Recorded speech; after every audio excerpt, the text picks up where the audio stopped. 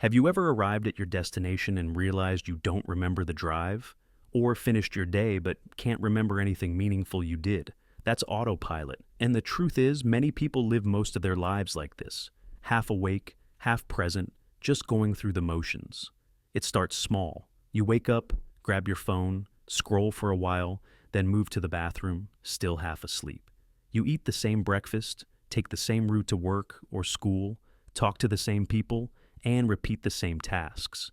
And at the end of the day, you wonder, where did my time go? Autopilot feels safe. It's like having a mental shortcut for things you do often. Your brain saves energy this way. But when too much of your life runs on autopilot, you start to feel like a background character in your own story. You lose the sense that your actions matter. You stop asking questions. You just exist. The danger is, you can live weeks, months, or even years this way.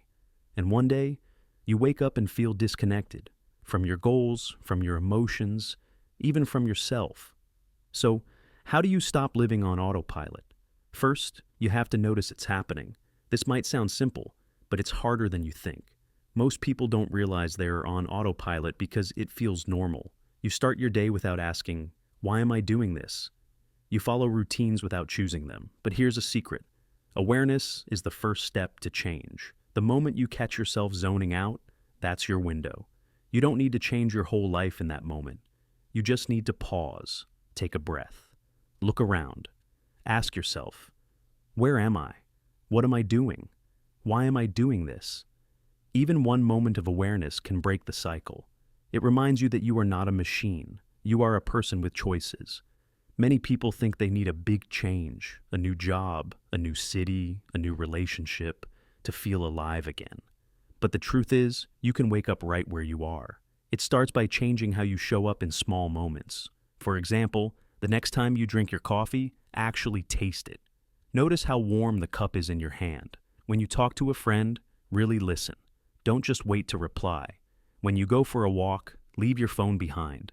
Pay attention to the sounds around you. Birds, cars, wind, your own footsteps. These moments don't seem important, but they are. They bring you back to life. You see, autopilot isn't just about routine. It's about disconnection. Disconnection from the present, from your body, from your values. The opposite of autopilot is presence, and presence is where meaning lives. Another way to break autopilot is to ask better questions. Not just, what do I have to do today, but what do I want to create today? Or even, what do I want to feel today? When you begin the day with intention, you steer your life in a direction instead of drifting. You don't have to make every moment magical. That's impossible. But you can choose to notice your life as it happens. You can bring just 10% more awareness, more intention, more attention. That alone changes everything. Sometimes autopilot happens because we're overwhelmed. Life is fast. Our brains are tired. We have too many notifications, too many responsibilities, too many tabs open in our mind. So, it's normal to check out. This is why rest is important. You can't be present if your body is always exhausted. If your nervous system is overloaded, of course you'll switch to autopilot.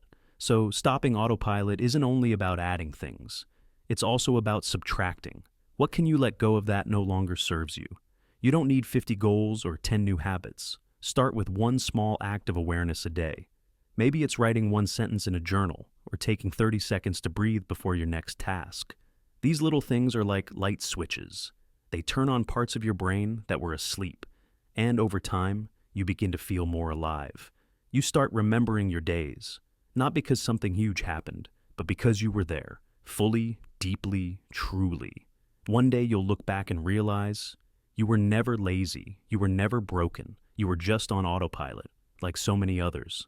But then you chose to wake up, to see your life as something worth noticing, worth shaping, worth living. That choice, to return to the moment again and again, is the beginning of a new kind of life. One where you are not just passing time, but living it. Not just reacting, but creating. Not just surviving, but connecting. And that changes everything.